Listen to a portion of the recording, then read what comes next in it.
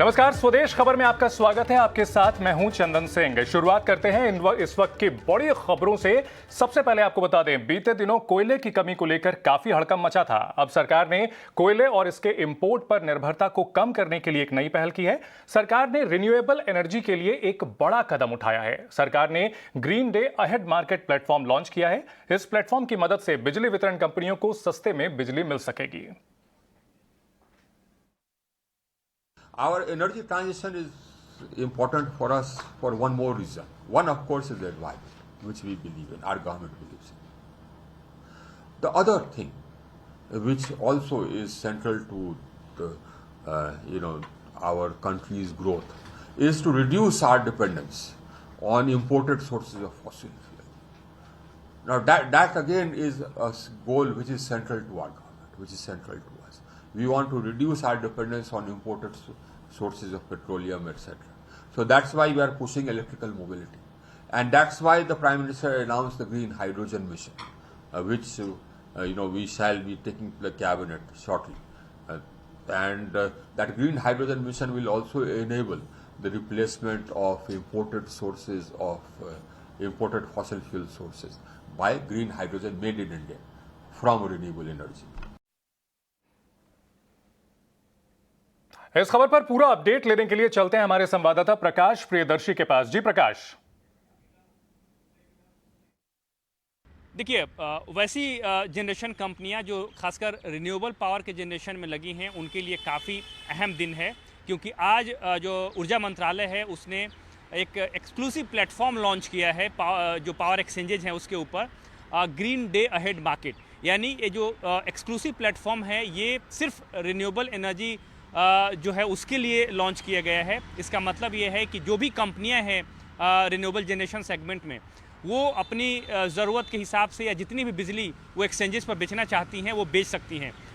इसके अलावा इसका जो सबसे बड़ा फ़ायदा होने जा रहा है, एक तो जनरेशन कंपनियों को होने जा रहा है, क्योंकि जिनके पास पीपीए नहीं है उनको एक प्लेटफॉर्म मिल गया है कि वो एक्सचेंजेस पर बिजली बेच सकती हैं। इसका फ़ायदा डिस्कॉम्स को भी होगा, क्योंकि जो डिस्कॉम्स रिन्यूएबल एनर्जी खरीदना चाहती हैं, सस्ती बिजली खरीदना चाहती हैं, उनको भी एक प्लेटफॉर्म मिल गया है कि वो वहाँ से डे अहेड मार्केट में अपनी ज़रूरत के हिसाब से बिना कोई long term power purchase agreement किए हुए बिजली खरीद सकती हैं। ये विकल्प डिस्कॉम्स के पास भी होगा, क्योंकि कई डिस्कॉम्स ऐसी हैं जो खुद भी रिन्यूएबल जनरेशन में लगी हुई हैं। उनके पास भी अगर उनकी रिक्वायरमेंट से ज़्यादा बिजली है तो वो भी एक्सचेंजेस पर बेच सकती हैं।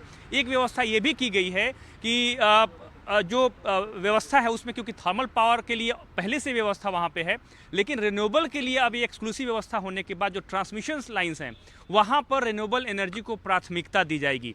तो ये एक तरीके से विन विन सिचुएशन सबके लिए है। सरकार इसके ज़रिए जो है रिन्यूएबल एनर्जी की जो क्षमता है उसको बढ़ाना चाहती है, उसके जनरेशन में तेज़ी लाना चाहती है, और उसको ध्यान में रखते हुए फैसला किया गया है। तो जाहिर तौर पे जो भी जनरेशन कंपनियां हैं जो रिन्यूएबल एनर्जी सेक्टर में आना चाहती हैं, उनके लिए मार्केट को ओपन किया जा रहा है, उनको दूसरे विकल्प जो हैं वो दिए गए हैं। ठीक है प्रकाश, आप हमारे साथ बने रहिए। केंद्रीय बिजली मंत्री आरके सिंह ने कहा है कि देश में कोयले की कमी के चलते कहीं भी बिजली का संकट नहीं है। पावर जनरेशन प्लांट्स में कोल्ड स्टोरेज में इजाफा हुआ है और लगातार कोयला सप्लाई बढ़ रही है। हालांकि उन्होंने कहा कि पावर जनरेशन कंपनियों पर कोल कंपनियों का 16,000 करोड़ रुपए बकाया है। कोल इंडिया अब बिजली उत्पादक कंपनियों से एडवांस में भुगतान मांग रही है। केंद्रीय बिजली मंत्री आरके सिंह ने कहा है कि पावर डिस्ट्रीब्यूशन कंपनियों को भी 75,000 करोड़ रुपया पावर जनरेशन कंपनियों को देना है। कुल मिलाकर के जो ओवरऑल स्थिति है, कल के दिन में कहीं पर कोई ये हुआ है, कहीं कोई शॉर्टेज नहीं हुआ। इसके पहले हुआ कहीं नहीं।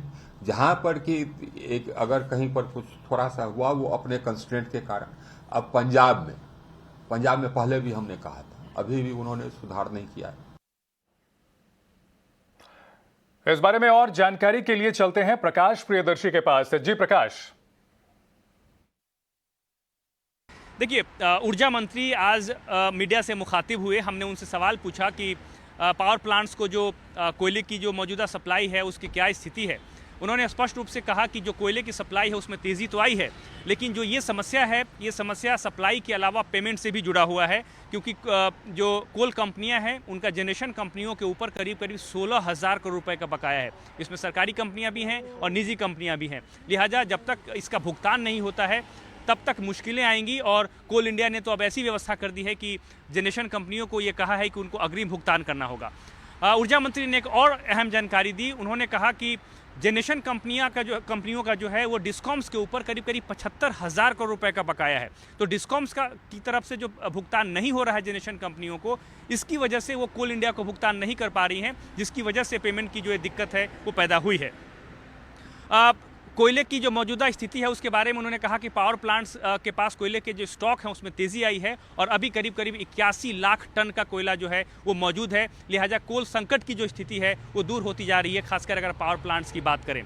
जहां तक पावर शॉर्टेज की बात है, पावर आउटेज की बात है, कोल की कमी की वजह से वो उसके ऊपर उन्होंने कहा कि 24 अक्टूबर को कहीं भी पावर आउटेज की सिचुएशन नहीं बनी है कोल शॉर्टेज की वजह से। लिहाजा हालात अब कंट्रोल में हैं, स्थितियाँ सुधर रही हैं। खाने के तेल की बढ़ती कीमतों को थामने के लिए केंद्र सरकार और सभी राज्यों के बीच वीडियो कॉन्फ्रेंसिंग के जरिए समीक्षा बैठक हुई। सूत्रों के मुताबिक राज्यों के साथ स्टॉक लिमिट पर सहमति बन गई है और 7 से 10 दिन में प्रमुख तेल उत्पादक राज्य स्टॉक लिमिट जारी करेंगे। यह स्टॉक लिमिट 1 से 2 महीने तक की होगी। इस कवायद का मकसद मुनाफाखोरी और जमाखोरी पर लगाम लगाना है। तिलहन उत्पादक राज्यों में महाराष्ट्र, उत्तर प्रदेश, मध्य प्रदेश, तेलंगाना और आंध्र प्रदेश प्रमुख हैं। केंद्र सरकार ने 8 अक्टूबर को राज्यों से स्टॉक लिमिट तय करने को कहा था और 22 अक्टूबर को दोबारा खत के जरिए उन्हें याद दिलाया था। इस खबर पर ज्यादा जानकारी के साथ संवाददाता समीर दीक्षित हमारे साथ जुड़ गए हैं। जी समीर, क्या जानकारी है? जी बिल्कुल, त्योहारी सीजन में खाद्य तेल की कीमतों पर नियंत्रण रखने का मकसद से सरकार ने आज एक अहम समीक्षा बैठक करी है, जिसमें सभी राज्यों के सचिवों के साथ में यह समीक्षा बैठक की गई है। Department of food and public distribution की तरफ से बुलाई गई इस बैठक में सभी राज्य सचिवों ने सूत्रों के मुताबिक लगभग इस बात पर सहमति जताई है कि वो अपने अपने राज्यों में स्टॉक लिमिट जारी करेंगे। और ये जो फॉर्मूला निकाला गया है वो कुछ यूं है कि जो बड़े ऑयल प्रोड्यूसिंग स्टेट है, मसलन तेलंगाना, आंध्र प्रदेश, मध्य प्रदेश, उत्तर प्रदेश, महाराष्ट्र, ये जो बड़े राज्य हैं, यहाँ पर प्रमुखता से स्टॉक लिमिट को लेकर के आदेश जारी किया जाएगा। और मकसद यही है कि स्टॉक लिमिट के जरिए सरकार की कोशिश ये रहेगी कि त्योहारी सीजन में किसी भी तरीके से जमाखोरी ना हो, मुनाफाखोरी ना हो, और उसको लेकर के सरकार स्टॉक लिमिट जारी कर सकती है। और इसको लेकर के औपचारिक ऐलान जो है वो इस हफ्ते या आने वाले दिनों में हम उड़ता हुआ देख सकते हैं। इसके अलावा सरकार ने हाल के समय में जो कदम उठाए गए हैं, जैसे इंपोर्ट ड्यूटी में कटौती और जो राहत किसानों को दी है, तो सरकार को उम्मीद है कि इसका बड़ा फायदा घरेलू बाजार में ऑयल या एडिबल ऑयल की कीमतों में नरमी के रूप में नजर आएगा। साथ ही ऑयल सीड पर जो स्टॉक लिमिट जारी होगी तो उसका भी बड़ा फायदा घरेलू बाजार में देखने को मिलेगा। दरअसल सरकार को लगता है कि सितंबर महीने से जो कीमतें हैं डोमेस्टिक मार्केट में, उसमें नरमी आई है और आने वाले महीनों में भी ये नरमी या कम से कम कटौती जो है वो कीमतों में देखने को मिलेगी, भले ही अंतर्राष्ट्रीय बाजार में कीमतों में जरूर उछाल या बढ़ोतरी देखी गई हो। तो ये एक अहम समीक्षा बैठक है, लेकिन इसके पहले केंद्र सरकार की तरफ से 2 बार चिट्ठियां लिखी गई, 8 अक्टूबर को और 22 अक्टूबर को सभी राज्यों को, जिसमें इस बात की अपील की गई कि राज्य अपने अपने स्तर पे स्टॉक लिमिट जारी करें और मॉनिटरिंग लेवल को भी वो बढ़ाएं, ताकि किसी भी तरीके से एडिबल ऑयल के जो स्टॉक है या प्राइसिंग है उसमें नियंत्रण बनाए रखा जा सके। तो इस दिशा में अब हम देखेंगे कि आने वाले समय में एक औपचारिक ऐलान राज्यों की तरफ से उठता हुआ देख सकते हैं। शुक्रिया जमीर पूरी जानकारी के लिए।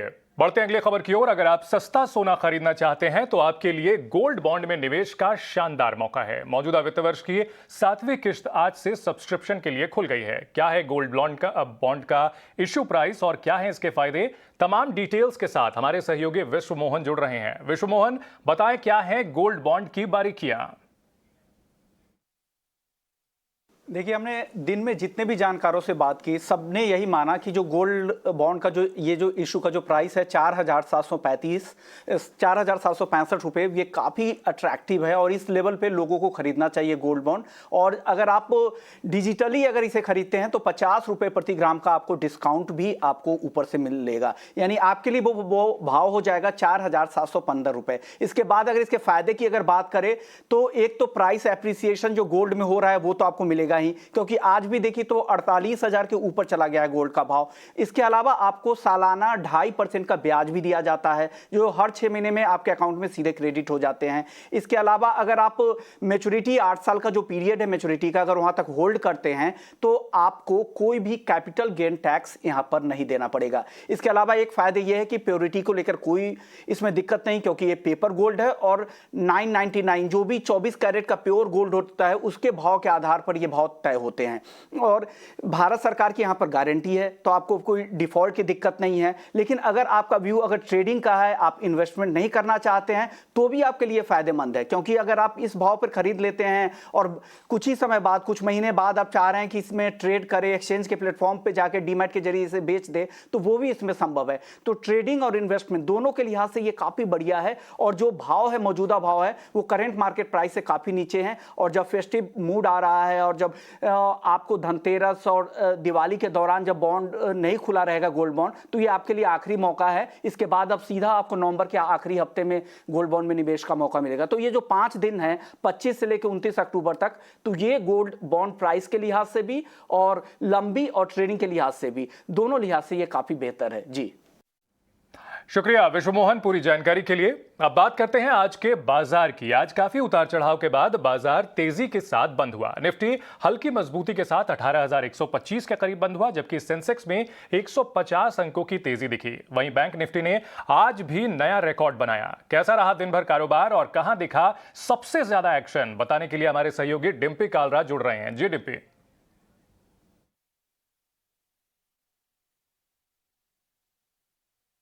आज सोमवार का दिन पूरी तरह से बैंक निफ्टी के नाम था। अगर आप निफ्टी और बैंक निफ्टी को अलग करके देखेंगे तो आपको दिखेगा निफ्टी में आज कुछ भी नहीं हुआ। आज दिन भर एक रेंज में रह गया। लेकिन हाँ, जो अच्छा मोमेंटम आया वो था बैंक निफ्टी के अंदर। बैंक निफ्टी के अंदर जोरदार बढ़त आई और आज फिर से रिकॉर्ड स्तरों पर बंद हुआ 850 अंकों से ज़्यादा की मजबूती के साथ। अब आते हैं कि आईसीआईसीआई बैंक की वजह से भी आज काफ़ी हद तक सपोर्ट मिला। आईसीआईसीआई के नंबर्स आने के बाद एक्सिस बैंक में भी रब ऑफ इफेक्ट आया था। ये दोनों शेयर काफ़ी अच्छी वेटेज रखते हैं बैंक निफ्टी के अंदर, इसलिए दोनों शेयर्स के अंदर एक आज अच्छा मोमेंटम का बेनिफिट आज निफ्टी बैंक के अंदर हमको आते हुए दिखा। इसके अलावा आईपीओ मार्केट्स की अगर आप बात करें तो वहाँ पे फिनो पेमेंट बैंक का आईपीओ भी आ चुका है। तो अभी तक का ये पूरा लेखा जोखा था जो कि इंडेक्स को लेकर था। अब मैं आता हूँ सीधा सीधा शेयर्स पे कि आज मार्केट के अंदर कौन से शेयर्स चले और कौन से टूटे। निफ्टी के जो आज टॉप गेनर थे उसमें लीडर था आईसीआईसीआई बैंक, 11% ऊपर था। इसके अलावा एक्सिस बैंक के अंदर 3%। ओएनजीसी और एमआरपीएल पे कुछ खबरें आ रही हैं कि शायद इनको मर्ज किया जा सकता है। ऐसी कुछ खबरों की वजह से ओएनजीसी, ऑयल इंडिया, एमआरपीएल, ये तीनों शेयर बाकायदा दिन के ऊपरी स्तरों पर जाके बंद हुए। आज निफ्टी के जो लूजर्स बने वो था बीपीसीएल। मार्केट में खबर फिर से उठी है कि इनको कोई पार्टनर्स नहीं मिल रहा, बीपीसीएल नीचे आया। एसबीआई लाइफ, बजाज फाइनेंस के नतीजे आएंगे कल, उससे पहले इसका एक और भाई है बजाज फिनसर्व, वो आज लाल निशान में बंद हुआ। और बजाज ऑटो के अंदर भी आज हमको प्रेशर ही बनते हुए दिखा। मिड कैप के जो गेनर्स थे उसमें ऑयल इंडिया था, सिटी यूनियन बैंक और साथ ही पॉलीकैप जिसके नंबर अच्छे आए। मार्जिन्स के तौर पर थोड़ा कंपनी को झटका लगा, बट ओवरऑल कमेंट्री काफी स्ट्रांग थी, इसलिए पॉलीकैप आज 78 रुपये बढ़कर जाके बंद हुआ है। आज अगर आप इंडेक्स के लूजर्स की गेनर्स की बात बोलें तो पूरा दारोमदार सिर्फ निफ्टी पे था। आईसीआईसीआई एक्सेस और एक छोटा बैंक आरबीएल, वो भी आज काफी अच्छा चला। आज हेल्थ केयर का इंडेक्स जो बैंक के अलावा चला वो था अपोलो हॉस्पिटल, लॉरस लैब और डॉक्टर लाल पैथ लैब। दिल्ली में डेंगू के केस काफी बढ़े हैं, टेस्टिंग फिर से बढ़ सकती है, इस वजह से आज इन तीनों में फिर से तेजी बढ़ने को दिखी है। जो सेक्टर्स आज कमजोर थे उसमें रियल एस्टेट, ऑटो, एफएमसीजी, तीनों सेक्टर्स कमजोर थे। रियल एस्टेट में सनटेक, लोढ़ा और India bulls real estate participate करवा रहा था। ऑटोस के अंदर निफ्टी के साथ बजाज ऑटो और टीवीएस मोटर्स ने वीकनेस दिखाई है। एफएमसीजी में कोलगेट के नंबर्स ठीक नहीं आए थे, उसकी वजह से वीकनेस हुई। डाबर्स भी अपने मार्जिन्स की वजह से थोड़ी दिक्कत में रहा। ऑयल एंड गैस सेगमेंट में जीएसपीएल, बीपीसीएल और गुजरात गैस ये कमजोर थे। और आईटी तो सुधर ही नहीं रहा, उसके अंदर कफोर्ज, एससीएलटेक और माइंट्री, इन तीनों के शेयर्स आज काफी खराब थे। रैमको सीमेंट के नंबर्स आए थे, मुनाफा दोगुना हुआ, एक झटका लगा तेजी का, लेकिन बाद में जाके फ्लैट बंद हुआ। एसआरएफ के नतीजे मार्केट की उम्मीद से मुताबिक नहीं थे, इसलिए शेयर कमजोर जाके बंद हुआ। आदित्य बिरला, एएमसी के भी नंबर्स आए जो कि फ्लैट ही शेयर को बंद हुए। कल जिन 4 कंपनीज के, बड़ी निफ्टी कंपनीज के नंबर आएंगे उसमें होगा Kotak bank, axis bank, Bajaj finance और सिप्ला, इन सबके नंबर्स कल होंगे। शुक्रिया डिम्पी पूरी जानकारी के लिए। टेक महिंद्रा के नतीजे आ गए हैं, जिसमें कंपनी ने YOY में 25.8% का मुनाफा दर्ज किया है। पिछले सितंबर तिमाही के 1064.60 करोड़ के मुकाबले ये इस साल 1338.70 करोड़ रहा है। वहीं कुल रेवेन्यू की बात की जाए तो ये YOY में 9371.80 करोड़ से 16.1% बढ़कर 10,881.30 करोड़ तक पहुंच गया है।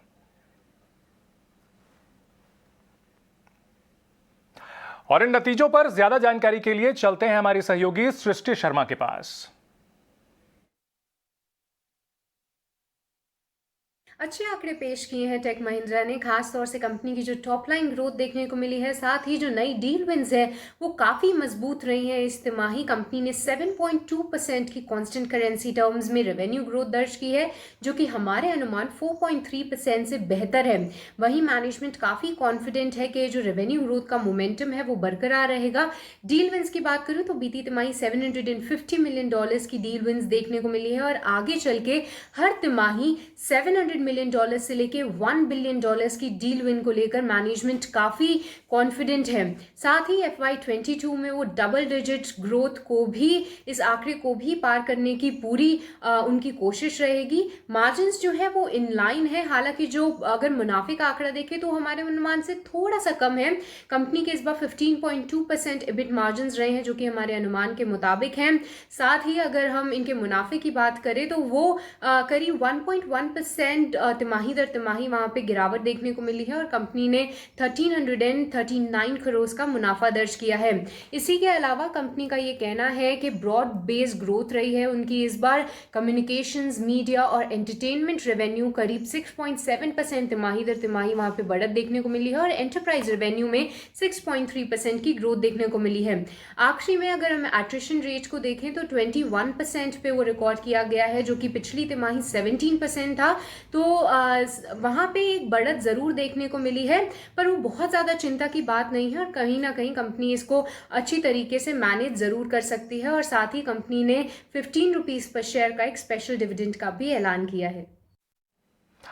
बहुत शुक्रिया सृष्टि पूरी जानकारी के लिए। अब बात करते हैं कल की। कल Kotak bank, axis bank, Bajaj finance और सिप्ला के दूसरे तिमाही के नतीजे आने वाले हैं। सवाल है, क्या नतीजे कंपनी के अनुमान के मुताबिक रहेंगे या नहीं? कैसे रह सकते हैं नतीजे? अधिक जानकारी देने के लिए हमारे साथ मौजूद हैं हमारे सहयोगी शरद दुबे।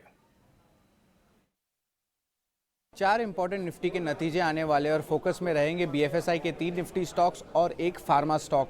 सबसे पहले रहेगा फोकस में कोटक महिंद्रा बैंक। ओवरऑल नतीजे जो है एक्सपेक्टेशन से अच्छे आने वाले हैं। रेवेन्यू में देखें तो लगभग 3.5% का ग्रोथ रहेगा, लेकिन प्रॉफिट में थोड़ी मार खाएंगे ज़रूर, लेकिन वो एक्सपेक्टेड है प्रोविजनिंग के कारण। जो आपके नेट इंटरेस्ट मार्जिन्स रहेंगे वो स्टेबल रहने वाले हैं। रिटेल जो ग्रोथ है वो जो है दमदार रहेगी और उसके अलावा जो GNPAs और NNPAs है उनमें वो ऑलमोस्ट फ्लैट रहने वाले सिक्वेंशली बेसिस पे। और हालांकि जो उन्होंने Q2 अपडेट में ऑलरेडी बैंक ने कह दिया है कि एडवांसेस और डिपॉजिट्स में डबल डिजिट ग्रोथ ऑलरेडी हो चुके हैं। उसके अलावा फोकस में रहेगा एक्सिस बैंक। एक्सिस बैंक के नतीजे में देखेंगे तो नेट इंटरेस्ट इनकम लगभग 9% का ग्रोथ दिखाएगा और जो पैट है उसमें एक्सपेक्टेशंस ऑलमोस्ट 72% का ग्रोथ देखने मिलेगा। इसकी भी कहानी ऑलमोस्ट सेम है जैसे सारे बैंक्स के हो रहे हैं। ओवरऑल जो है इनके एसेट क्वालिटी में भी इंप्रूवमेंट दिखेगा और उसके अलावा जो है GNPAs में भी है थोड़ी सी जो है बढ़ोतरी दिखेगी 3.9% पे सिक्वेंशली बेसिस पे देखा जाए और डिपॉजिट्स और एडवांसेस पे जो है डबल डिजिट ग्रोथ है। बजाज फाइनेंस भी रहेगा फोकस में और बेहतरीन नतीजे का एक्सपेक्टेशंस है। नेट इंटरेस्ट इनकम 17% भागेगा और जो पैट है वो 49% भागेगा। याद रखिए कंपनी में जो है एक प्योर प्ले फिनटेक का फ्लेवर आ चुका है, तो ये बहुत एक इम्पॉर्टेंट जो है जो नतीजे होंगे और मैनेजमेंट गाइडेंस बहुत इंपॉर्टेंट होगा बजाज फाइनेंस के लिए। उसके अलावा उनकी कमेंट्री बिजनेस आउटलुक पे ज़रूर रहेगी और जो पेमेंट बिजनेस है उस पर कैसी ट्रैक्शन हो रही है और उनके ओवरऑल ऐप इकोसिस्टम में क्या चल रहा है, तो ये बहुत एक इंपॉर्टेंट रहेगा इन्वेस्टर्स के लिए भी इस पॉइंट्स को देखने का। प्रोविजंस देखेंगे तो ओवरऑल डिक्लाइन करेंगे सिक्वेंशली बेसिस पे।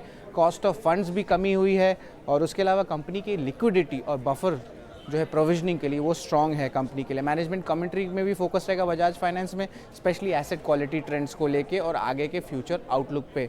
और आखिरी में स्टॉक में बात करूंगा सिप्ला की, तो सिप्ला आपके फार्मा स्पेस से है। ऑलरेडी फार्मा स्टॉक्स में दबाव देखने को मिला है, लेकिन सिप्ला में जो है लगभग सपाट नतीजे जो है एक्सपेक्ट कर सकते हैं। ओवरऑल देखा जाए तो आपके रेवेन्यू में 3% का ग्रोथ देखने मिल सकता है और मार्जिन्स में लगभग 100 बेसिस पॉइंट्स का जो है प्रेशर देखने मिलेगा। यूएस सेल्स ले लीजिए या डोमेस्टिक सेल्स ले लीजिए, ये सारे जो है फ्लैट आने का संभावना है। 1 से लेकर 2% तक का ग्रोथ है, तो एक दबाव जो ईयर ऑन ईयर बेसिस पे है ओवरऑल वो बिजनेस वॉल्यूम्स में भी दिखेगा। और उसके अलावा थोड़ी सी कॉस्ट सेविंग ज़रूर होगी, लेकिन मार्जिन कंप्रेशन होने वाला है लगभग 100 बेसिस पॉइंट्स का। और ओवरऑल देखा जाए तो उनके जो सेगमेंट्स है एल्बिट्रॉल, उसमें जो है सिक्वेंशियली एक अच्छा इंप्रूवमेंट देखने मिलेगा। और उसके अलावा जो मार्जिन्स का इम्पैक्ट होगा वो 2 कारण की वजह से होगा। एक होगा आपके करेंसी फ्लक्चुएशंस के वजह से और दूसरा होगा लोअर कोविड जो ड्रग्स है उनके कंट्रीब्यूशन से। सो ओवरऑल ये 4 नतीजे पे हमारे फोकस रहेंगे कल निफ्टी के लिए। शुक्रिया शरद, पूरी जानकारी के लिए। बढ़ते हैं अगली खबर की ओर। इन दिनों कई बड़े आईपीओ आ रहे हैं और निवेशकों में भी इन आईपीओ को लेकर काफी उत्साह है। इन नए आईपीओ को लेकर किस तरह का अप्रोच रहना चाहिए, जानने के लिए हेलियोस कैपिटल के सीईओ दिनशो ईरानी की क्या राय रही है, आपको बताते हैं।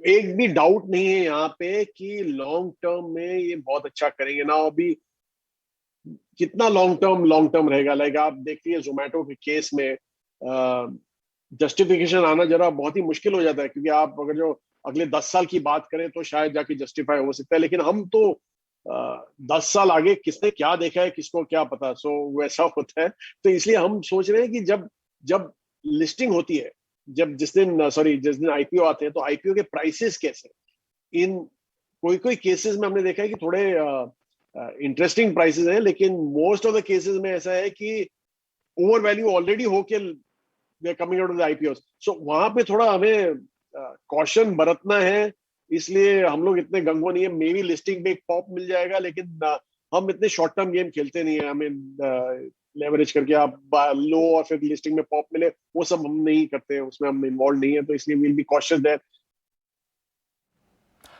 फैशन और ब्यूटी की दुनिया की बड़ी कंपनियों में से एक नायका 29 अक्टूबर को आईपीओ लाने जा रही है। नायका का ऑपरेशनल परफॉर्मेंस कोविड के पहले भी अच्छा था। कंपनी की CEO Falguni Nair post pandemic company की मार्जिन और ग्रोथ बढ़ाने को लेकर काफी कॉन्फिडेंट हैं। हम डेफिनेटली और इन्वेस्टमेंट कर रहे हैं कस्टमर एक्विजिशन में, काफी कस्टमर अक्वायर कर रहे हैं। और हमने अभी देखा है, एक्चुअली पहले हमने डीआरएचपी में कुछ इंफॉर्मेशन दी थी मार्च तक, और अभी जो नया आरएचपी हमने फाइल किया है आरओसी में, तो उसमें एडिशनल इंफॉर्मेशन है फर्स्ट क्वार्टर की। और first quarter of this financial year के अप्रैल टू जून 2021 तो हमने देखा है कि हमारा ईयर ऑन ईयर ग्रोथ भी बहुत स्ट्रांग रहा है। ब्यूटी प्रोडक्ट में 178%, फैशन में तो 9x ग्रोथ रहा है। और प्रीवियस क्वार्टर से भी देखोगे, quarter 4 of financial 21 which is March 21 वाला क्वार्टर, वहां से भी ग्रोथ काफी स्ट्रांग रहा है। 40% growth in fashion quarter on quarter और 12% इन ब्यूटी क्वार्टर ऑन क्वार्टर। तो ये सारी इंफॉर्मेशन प्रोस्पेक्टस में है, सब कंज्यूमर खुद, इन्वेस्टर्स खुद देख सकते हैं। पर हमें खुशी है कि ये जो कस्टमर एक्विजिशन हो रहा है आजकल सारे ऑल ओवर कंट्री से, और वो उनकी जो अडेप्शन है ई कॉमर्स की, उसकी वजह से companies like ours are able to deliver a very good growth. प्रधानमंत्री नरेंद्र मोदी मिशन यूपी के लिए आज पूर्वांचल के दौरे पर पहुंचे। पीएम ने वाराणसी में प्रधानमंत्री आत्मनिर्भर स्वस्थ भारत योजना का शुभारंभ किया। इसके साथ साथ जिले में विभिन्न परियोजनाओं का लोकार्पण भी किया। वाराणसी से पहले पीएम सिद्धार्थनगर पहुंचे, जहां उन्होंने 9 मेडिकल कॉलेजों को जनता को समर्पित किया। पीएम ने केंद्र और यूपी की डबल इंजन सरकारों का काम गिनाया, वहीं पिछली सरकारों पर जमकर निशाना साधा।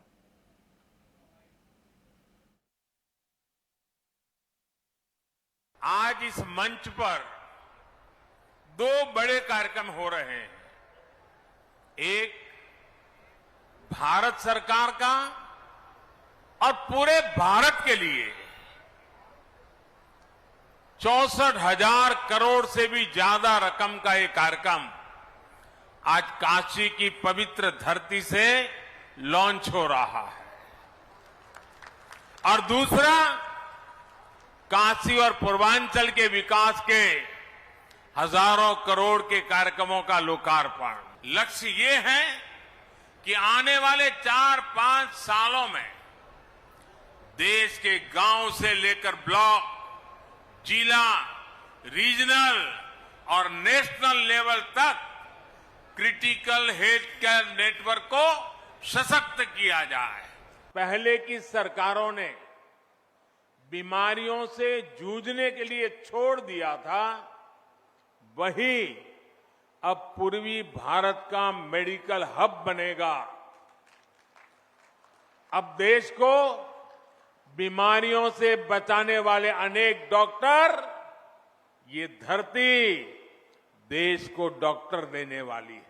या तो बिल्डिंग ही नहीं बनती थी, बिल्डिंग होती थी तो मशीन नहीं होती थी, दोनों हो गई तो डॉक्टर और दूसरा स्टाफ नहीं होता था।